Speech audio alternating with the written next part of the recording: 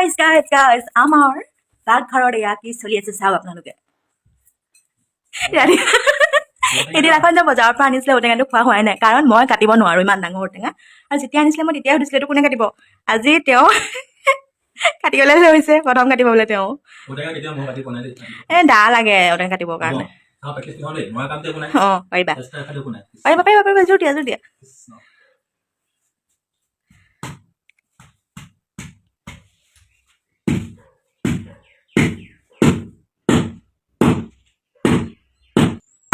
মজা এই মাজৰ সেইটো সেইটো আগতে চুলি লগাবলৈ কয় নহয়, এইটো বৰ পিছলৈ যাওঁ বেয়া পাওঁ। বাকলিখন নুগুচা নেকি? আজিপা আনিবানে? মই বেয়া পাওঁ। আমাৰ মাহঁত আহিলে মানে বেলেগ কথা, মাহঁতে জানে কাৰণে তেওঁলোকে নিজে কাটি মই নেদেখোঁ, নিজে কাটি পুনাই দিয়ে পটাপট। আমাৰ দ্বাৰা নহ'ব মানে এইবোৰ, খাবলৈহে ভাল লাগে হয় নাই? খাবলৈ ভাল লাগে আৰু হৈছেগে আৰু দেই, যেনে তেনে ওলাইছেগে আৰু। নমস্কাৰ, সকলোকে সুপ্ৰভাত জনাই প্ৰিয়ংকা কোঁৱৰৰ অন্য এটা ভিডিঅ'ত সকলোকে স্বাগতম জনাইছোঁ। পাকঘৰৰ পৰা আহি আছিলোঁ, এওঁ ঔটেঙা কাটি ৰাতিপুৱাই আজি ঔটেঙা কটাৰ লগত মানে কোনে মইতো নোৱাৰোঁ, তেওঁ ক'লোঁ তুমি যোৱাৰ আগতে কাটি থৈ যোৱা বুলি, তাকে কাটি আছিলে। ইমান ডাঙৰ ঔটেঙা লৈ আনিছে নহয়, অকণো কাটিব নোৱাৰোঁ পালে। মইতো নোৱাৰোঁ, ঔটেঙা আজিলৈকে কাটিয়ে পোৱা নাই, তেওঁ মানে নোৱাৰিছে ভালকৈ। যিহেতু মানে দা লাগে ন সেইবিলাক কাটিবলৈ, আমাৰ ঘৰত দা নাই, কটাৰীহে আছে আৰু কোনো দা ৰাখিছোঁ আৰু নহয় জানো। যেনে তেনে যেনিবা হ'লগৈ আৰু দেই। মিষ্টাৰ বৰাক পঠাই মেলি ল'লোঁ, এতিয়া মোৰ কাম আৰম্ভ হৈ যাব আৰু। প্ৰথমে যাম কাপোৰখিনি চাৰ্ফত দিবলৈ, তাৰপাছত আৰু ইটোৰ পিছত সেইটো কৰি যাম আৰু কাম। চিলুনাকাতে আকৌ এওঁ ফোন কৰিলে, মাতিছে বাহিৰলৈ ওলাই আহকচোন বুলি কৈছে, কিয় মাতিছে তাকে গৈ আছোঁ। ঘৰ সাৰি আছিলোঁ, আধা সৰাকৈ আহিছোঁ।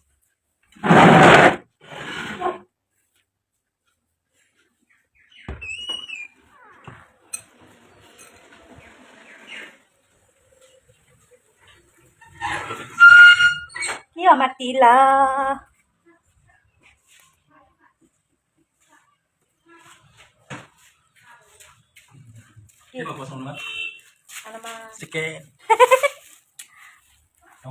জানে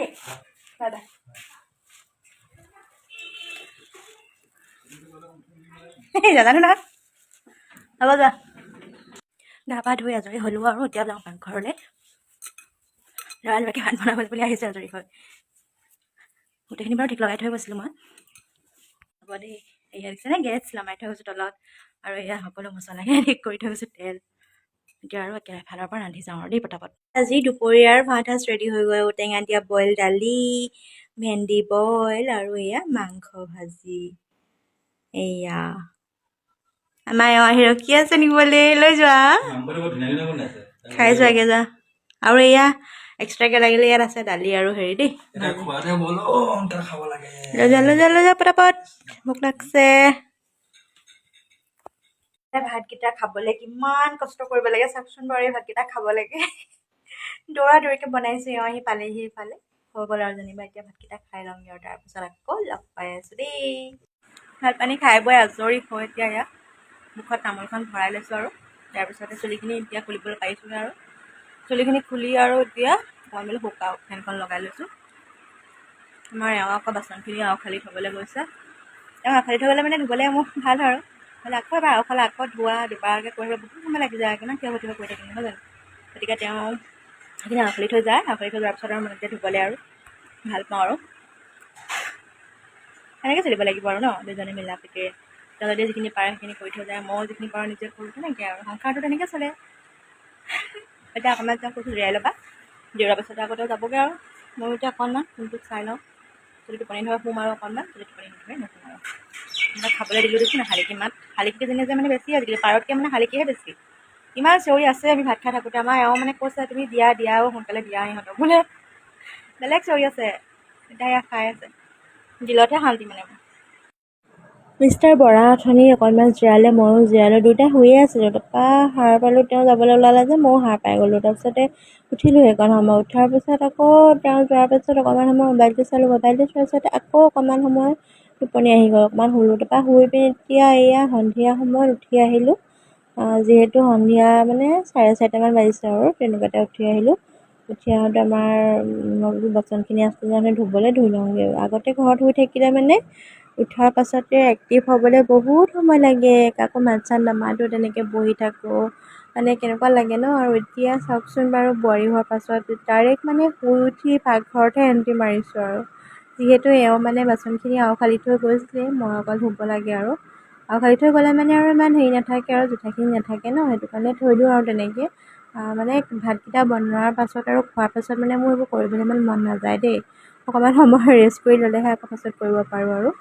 তেনেকৈ থৈ দিওঁ সদায়, আৰু তেওঁ আওখালি থৈ যায় সেইবাবে। তাৰপিছতে দেখিছেনে, এয়া আগফালৰ পৰা আৰু মাজি গৈছোঁ আৰু। আমাৰ মাহঁতে কয় দেই, তহঁতৰ মানুহকেইটা চাই পিনে বাচন বৰ্তন অলপ বেছি আছে, আৰু মা আহিলে মানে ওপৰত যে উঠাই থৈ যায় গম পায়নে। আৰু মই মানে নোৱাৰোঁ যে নমাবলৈ, সেইটো কাৰণে মায়ে কয় ইমানবোৰ বাচন উলিয়াই নথবি, যিমানেই বাচনবোৰ ওলাই থাকিব সিমানেই লেতেৰা হ'ব, সেনেকৈ কয়। আৰু হয়ো হয় বাৰু দেই, কাৰণ মানুহ দুটাহে, ইমানেই বাচন নহয় কি ক'ম আৰু, মানে দেখিলে লৈ থাকোঁ সেনেকুৱা আৰু।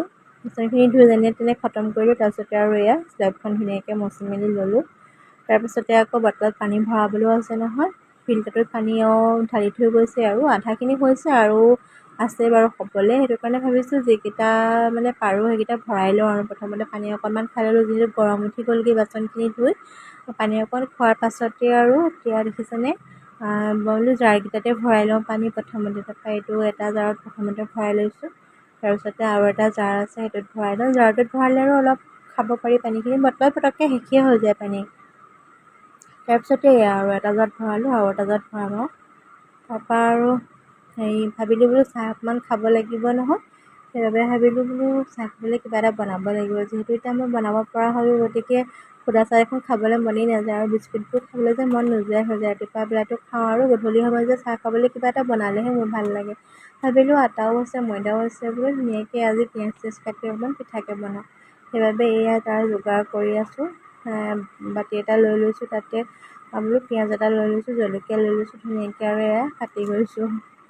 বোলো এইখিনি ঠিক কৰি থৈ যাওঁ, তেতিয়া মই মানে ধূপ চাকি লগাই আৰু আহি বনাই পিনি চাহকাপ খাব পাৰিম আৰু।